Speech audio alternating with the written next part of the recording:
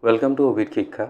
আজি আমি ডিসকাস কৰিবলৈ গৈ আছো আমাৰ যেটো আপকামিং ৰিসাৰ্চ এসিস্টেন্টৰ এক্সাম আহি আছে তাৰ কাৰণে কেটামান most important questions on Indian polity so ইয়াৰ প্ৰথম কোৱেশ্চনটো হৈছে to protect and improve the natural environment including forests, lakes, rivers and wildlife and to have compassion for living creatures is a part of আমাৰ চাৰিফালৰ যেটো environment আছে য'ত আমাৰ forest আছে লেকস আছে ৰিভাৰ্স আছে ওয়াইল্ডলাইফ আছে এই সকলোবোৰ প্ৰটেক্ট কৰিবৰ কাৰণে কোনে কয় সেই পাৰ্টটো কোড আছে বুলি কৈছে তাৰ কাৰেক্ট আনসাৰটো কি হ'ব তাৰ কাৰণে আমাৰ চাৰিটা অপচন দিয়া হৈছে প্ৰথম অপচনটো হ'ল ফান্ডামেন্টাল ৰাইটস সেকেন্ড অপচনটো হ'ল B directive principles of state policy third option to hold C fundamental duties and fourth option to hold D rule established by Supreme Court so your correct answer to ki hobo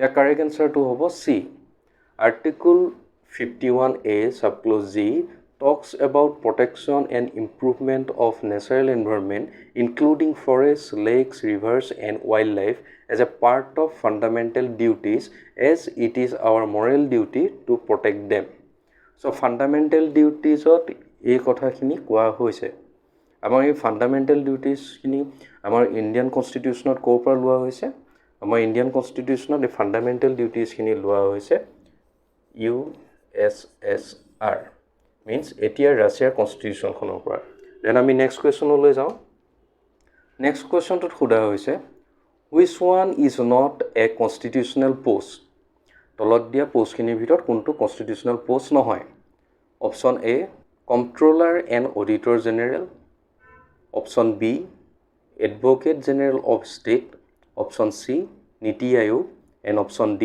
election commission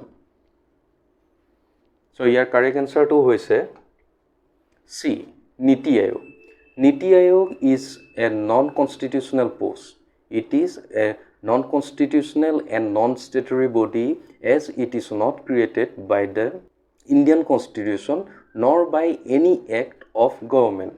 So, yat koa hoise je Niti Aayog Indian Constitution or দ্বাৰা create kora hua nai ba kono actor দ্বাৰা bonua hua nai gotike ami kobo paru Niti Aayog is a non-constitutional post and a non-statutory body.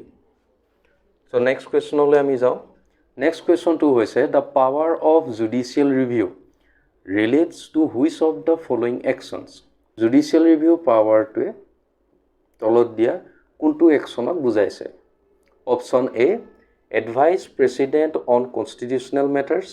Option B declares laws of parliament unconstitutional that are against constitution. Option C review the organization of judiciary. Option D prepare the laws to preserve the rule of law.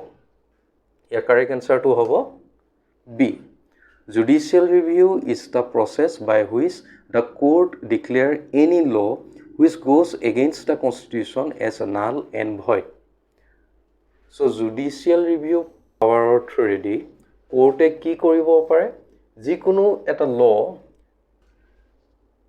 null and void বুলি declare koribo pare jodi he he law to against the constitution hoy next question to jami sao next question to khuda hoise governor can be removed from the office by the pleasure of president B by impeachment in parliament C on the advice of the chief minister D on the resolution passed by 2/3 majorities in the state legislative assembly so your correct answer to ki hobo so your correct answer to hoise A under article 155 and 156 of the constitution a governor is appointed by president and holds office during the pleasure of the president so next question ole ami jao next question to khuda hoise what does the writ habeas corpus issued by court mean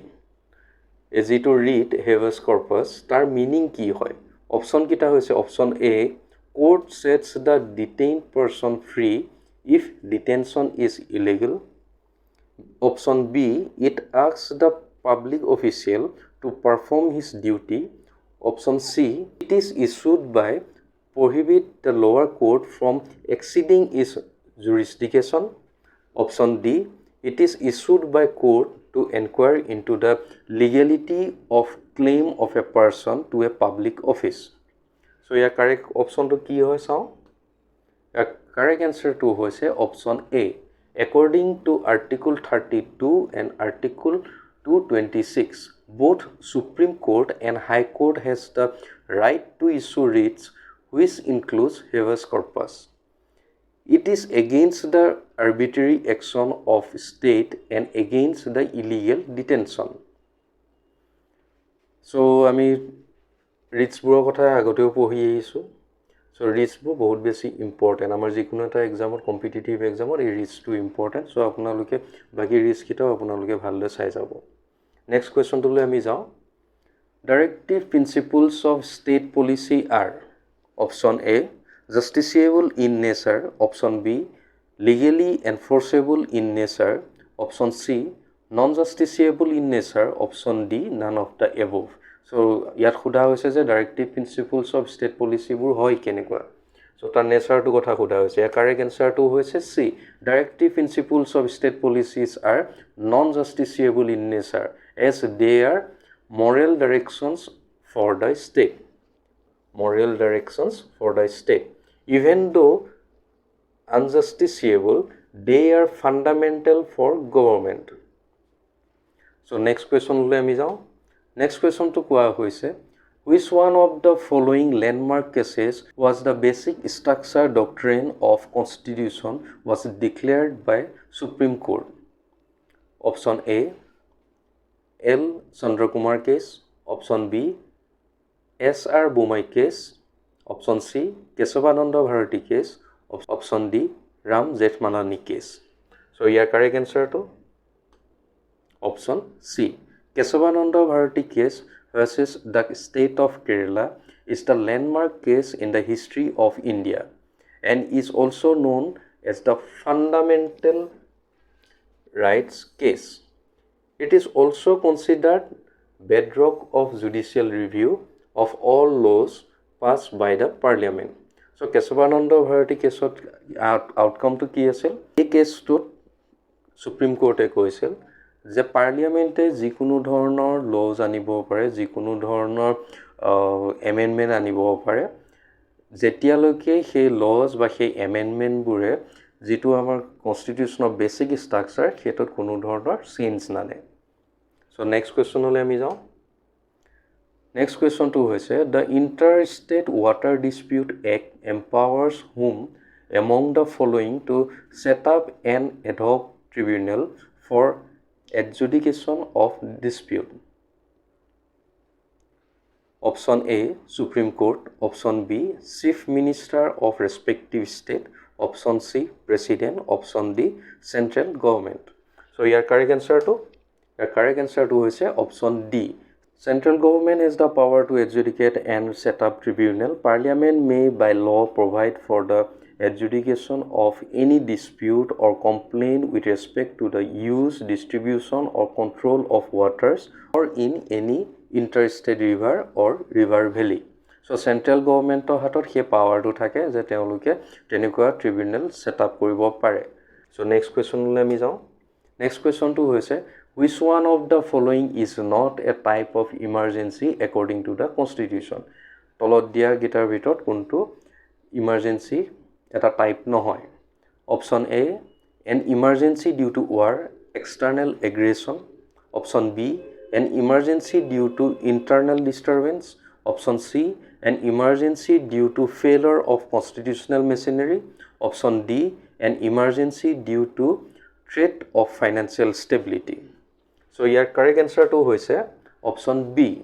The 44th amendment changed the term internal disturbance to armed rebellion. Kiyo otora hoise ei term to karon ei term to beleg dhoroner interpretation amak dibo pare. So next question to loi jao. Next question to hoise which is not the correct statement. Tolot ketaman statement dia ase tar bhitor kuntu correct nohoy hetu hudise. Prothom option to jodi ami sao, if a minister is not a member of any house, he has to become member of Lok Sabha within 6 months. কোনোবা এজন minister যদি কোনো হাউচৰ member নহয় তেওঁ 6 মাহৰ ভিতৰত লোকসভাৰ মেম্বাৰ হ'ব লাগিব option B a minister who is member of lower house can participate in proceeding of upper house option C a minister can vote only in that house whose membership he holds option D the president appoints the prime minister ইয়াত খুদা হৈছে কোনটো correct নহয় so আমি ইয়াত যে কোনটো correct নহয় সেই অপচনটো যদি আমি বিচাৰো তেতিয়া আমি পাম option A if a minister is not a member of any house he has to become member of either house lokosabha ba rajya sabha within 6 months he or she could be elected or nominated to either house so amar statement dia hoisil only lokosabhar kotha kintu ami etia gom pao je lokosabha aru rajya sabha duita valid hoy next question to jodi ami jao next question to hol if any minister doesn't agree with any decision of cabinet তেতিয়া কি হ'ব পাৰে option A the president can remove that minister option B he has to resign option C he can remain a minister option D none of the above তো আসল none of the above so যদি এজন মিনিষ্টাৰে যিকোনো এটা কেবিনেটৰ ডিসিজন লৈ পলে তেওঁ এগ্ৰি নকৰে তেতিয়া তেওঁ কি কৰিব পাৰিব কাৰেক্ট আনসাৰটো হৈছে B if any minister doesn't agree with any decisions of cabinet he needs to resign তেওঁ resign দিব লাগিব next question to jodi ami saw next question to hoise who among the following decide whether a bill is money bill or not এখন বিল যেতিয়া represent কৰা হয় সেখন মানি বিল হয় নে নহয় হেতু কোনে ফাইনালি ডিসাইড কৰে option A speaker option B president option C leader of opposition ne option D prime minister so your correct answer to ki hoy your correct answer to hoy option A the speaker of the lok sabha has the final authority to determine whether the bill is money bill or not as stated in article 110 subclause 3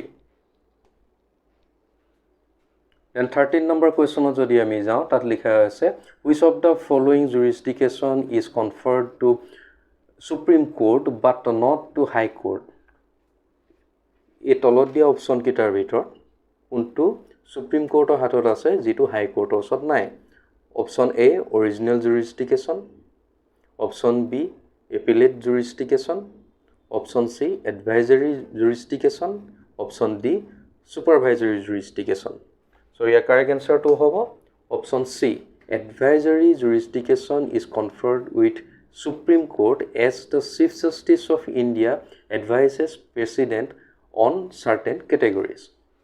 Next question to ami jao. Next question to hol devolution of funds and grants based on recommendation of option A Niti Aayog, option B Election Commission, option C Finance Commission, ne option D Governor of respective state.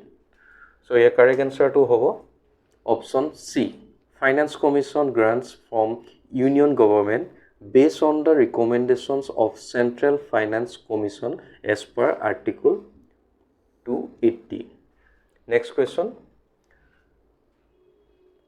Next question to hold the 89th Constitutional Amendment Act is related to option A multi-member body of Election Commission, option B bifurcation of National Commission for Scheduled Castes and National Commission for Scheduled Tribes, option C compulsory education for children below 14 years, option D none of the above.